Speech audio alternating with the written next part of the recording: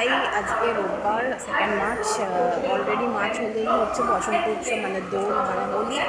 আর আজকে আমরা যাচ্ছি এরকমই একটা ইভেন্টে, একটা যেহেতু মডেলিংয়ের সঙ্গে রিলেটেড ছিল, একটা মডেলিং গ্রুপ অর্গানাইজ করছে আমরা চিত্রপ্রেমী।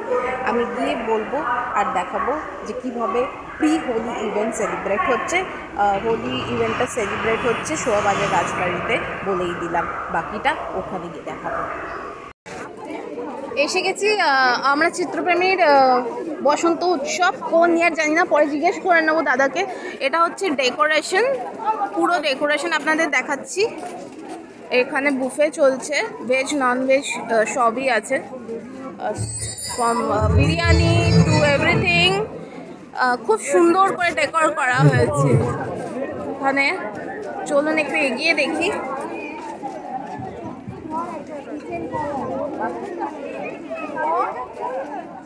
প্রচুর সুন্দর করে সাজানো হয়েছে। এটা হচ্ছে স্টেজ,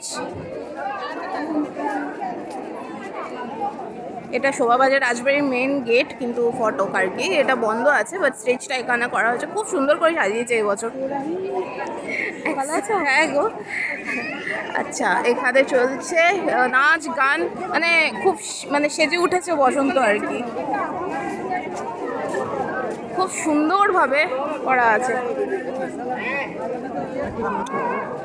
দেখি সামনে যাই। বাহ, এখানে খুব সুন্দর একটা স্টেজ। ওকে, আমি এখন এসছি সবে, ফটোশ্যুটও হয়নি, খাওয়াও হয়নি, একটু দেরি হয়ে গেছে। যথারীতি দেখা যাক কি আগে করি, বিরিয়ানি আগে খাই না ফটোশ্যুট আগে করি, আদৌ হবে কিনা ফটোশ্যুট। চলুন এইসব মিলিয়ে মিশিয়ে পরে ব্যাক করবো।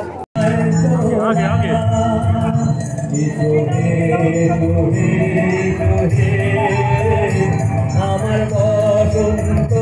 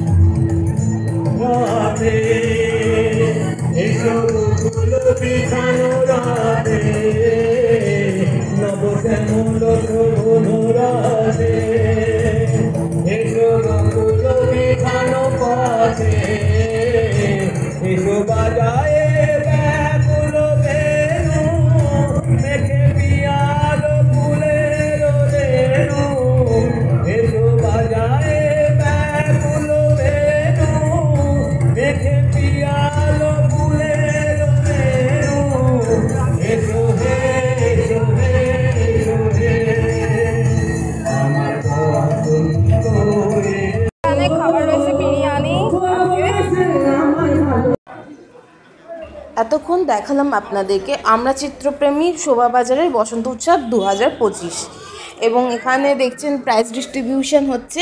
র্যাম্পও হয়েছিল, যেটা আমি তখন ব্যস্ত ছিলাম ফটোশ্যুটে, তাই দেখাতে পারিনি।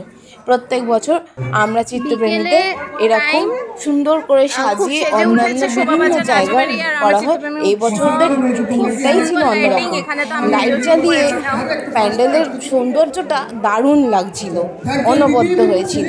আমি তো চোখ ফেরাতেই পারছিলাম।